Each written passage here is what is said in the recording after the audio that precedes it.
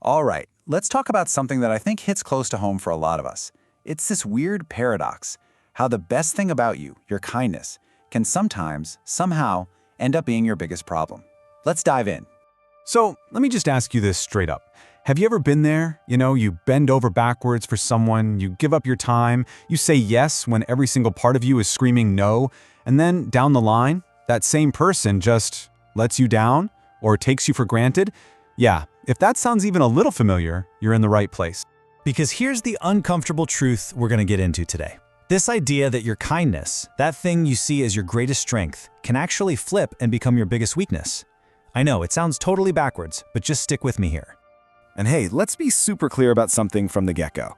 This is not about learning how to be a jerk, okay?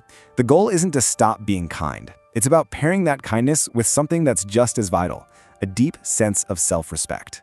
To really see how this all works in the real world, let me tell you about a guy we're gonna call Mark. His story is, well, it's a perfect example of what happens when saying yes all the time starts to cost you everything. So Mark was that guy at the office. You know the one. He was the go-to person for literally everything. Super nice, super polite, and he was always available. If you had a problem, any problem at all, you went to Mark. I mean, someone needs their shift covered at the last minute, Mark will do it. A project's running behind, oh, don't worry, Mark will stay late. The team makes a mistake, somehow Mark would be the one to just absorb the blame, no questions asked. And of course, everyone loved him for it. You'd hear people say things like, Mark is just the best. He's so kind, so reliable. And from the outside, yeah, he looked like the perfect employee, the perfect teammate. But then, the company had to make some cuts. And you'll never guess who is the very first name on that layoff list. Mark. And it wasn't because he was a bad worker. Not at all. He was actually fantastic at his job. So, what happened? Well, here's the absolute gut punch of a reason. Mark was let go because he never said no. He made himself so available, said yes so often, that his value became totally invisible.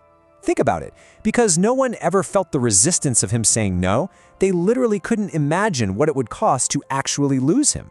So Mark's story kind of lays out the trap, right? The question is, how do we stay out of it? Well, the answer starts with getting comfortable with one of the most powerful words in the English language: no. So why does this even happen? It's not because people are evil. It's because the world isn't necessarily fair. It's responsive. When we don't have any limits, it's just basic human nature for people to see where the edge is. And if you never show them where the line is, they're just going to keep pushing. It's like a dance, and if you never define your space, you're going to get your toes stepped on. I mean, you can really see this playing out if you think about two different kinds of people. You've got person A, the people pleaser.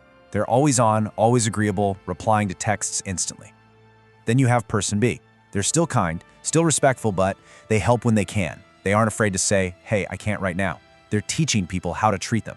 Now be honest. Who do you think gets treated with more respect in the long run? It's person B. Almost every single time. Why? Because their yes actually means something. It's a choice, not just an automatic response. When something has no cost, we just don't value it as much. Okay, so this leads us to a really, really important distinction. It's the difference between the kind of kindness that lifts everyone up and the kind that just drains you dry. I like to call it kindness with a spine. Let's just break this down. Healthy kindness, that's when you help, but not to the point where you're destroying yourself. It's a choice you make freely. But toxic kindness, that's different. That's the automatic yes. It's doing anything to avoid conflict. It's when you start playing the martyr, secretly hoping someone will notice how much you're sacrificing. It's self-abandonment, plain and simple. I want you to really let this one sink in. If you feel like you have to say yes, like you don't actually have a choice in the matter, that's not really kindness, is it? It's compliance, and usually it's driven by a fear of how someone else might react. Now, this next one might be one of the most freeing things you'll ever hear. You are not responsible for managing everyone else's feelings.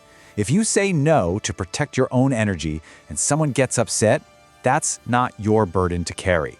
It doesn't mean you're a bad person, it just means they got used to you having no boundary. So, after all this, what's the big takeaway? Look, the world needs kind people. It desperately does. But it doesn't need people who erase themselves to make others happy. The way forward is actually pretty simple, even if it's not easy. Be kind, but have boundaries. Help people. Be there for them. But don't forget to be there for yourself. It really comes down to this. Have a big, open heart and a strong spine to back it up. You need both. One without the other just doesn't work. And if you only remember one thing from our entire chat today, please let it be this. Your worth as a person is not measured by how many times you say yes. Your value is inherent. It's there even when you say no. In fact, it's especially there when you find the courage to say no.